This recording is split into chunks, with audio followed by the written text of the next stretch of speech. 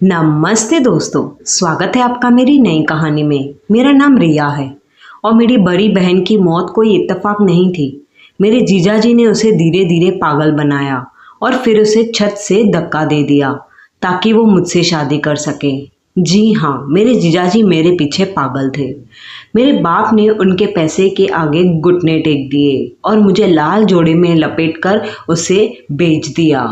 शादी के हर रस्म में उनका हाथ मेरे कमर पर गलत तरीके से घूम रहा था। उनका हर एक स्पर्श, उनका टच मुझे बता रहा था कि वो कितने अश्लील और गंदे हैं। मैंने तय कर लिया कि मैं उनके बिस्तर की शोभा नहीं बल्कि उनकी तबाही बनूंगी, क्योंकि उन्होंने मेरी दीदी को बहुत परेशान किया था, बहुत तंग किया था।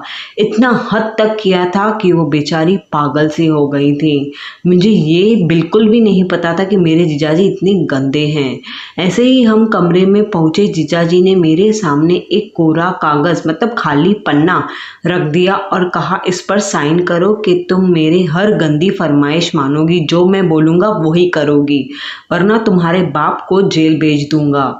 उन्होंने मेरे कपड़े खींचने की कोशिश की और ऐसी बातें कही जो कोई इंसान नहीं बोल सकता, हैवान या शैतान बोल सकता है। वो मेरे डर का मजा ले रहे थे और मेरी बेबस आंखों में अपनी जीत देख रहे थे। मैंने उन्हें बहलाने के लिए कहा कि मुझे थोड़ा सा वक्त चाहिए और उन्हें शराब पिलाने लगी। वो नशे में उद्युत होकर बिस्तर पर गिर गए, पर उन्हें ये नहीं पता था कि खेल अब शुरू हुआ है, क्योंकि मैं इनका जो घमंड है, इनकी जो हरकतें हैं ना, वो सब अब बंद करने वाली हूँ और इनका पर्दा फाश करने वाली हूँ।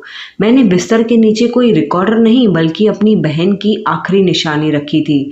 जब जीजाजी मुझ पर अपनी अश्लील नजरें गरा कर आगे बढ़े तो उन्हें बिस्तर के नीचे से वही लाल जोड़ा सरकते हुए दिखा, जिसे देखकर उनके होश उड़ गए। उस जोड़े में मैंने एक ऐसी गैस छुपी थी जो दिमाग को सुन्न कर देती थी। उन्हें लगने लगा कि मेरी बहन का भूत उन्हें खींच रहा है। वो नशे और डर के मारे लड़खड़ाने लगे, मुझसे मदद मांगने लगे और वहीं गिर गए जहां उन्होंने मेरी बहन को धक्का दे दिया था। हाँ, मुझे उनसे बदला लेना था। तभी मैंने ये पहले ही प्लान कर दिया था कि मैं जीजाजी के साथ क्या क्या करने वाली हूँ और उनकी अश्लील हरकतों को कैसे रोकने वाली हूँ, क्योंकि मुझे वो बिल्कुल भी पसंद नहीं थे। उनका ना ही मुझे स्पर्श पसंद है, ना ही उनकी बातें। मैंने जीजाजी को पुलिस के हवाले नहीं किया क्योंकि वो पॉइजन से छूट जाते, क्योंकि वो पैसों से छूट जाते। मैंने उन्हें घसीट कर उसी साउंड प्रूफ बेसमेंट में बंद कर दिया जहां वो मेरी बहन को मारते थे।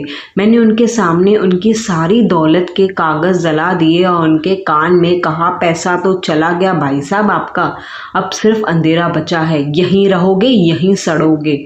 उनका घमंड और उनकी अश्लीलता अब उस चार दीवारी में दफन हो चुकी थी। मैंने दुनिया को बता दिया कि वो बुराई के डर से शहर छोड़कर भाग गए हैं, पर असलियत में वो कहाँ हैं वो सिर्फ मुझे पता था। कहानी अच्छी लगी हो तो लाइक, शेयर एंड सब्सक्राइब कर देना। अपनी राय देनी हो तो दे देना कमेंट्स में और प्लीज़ सब्सक्राइब करके ज़रूर जाना।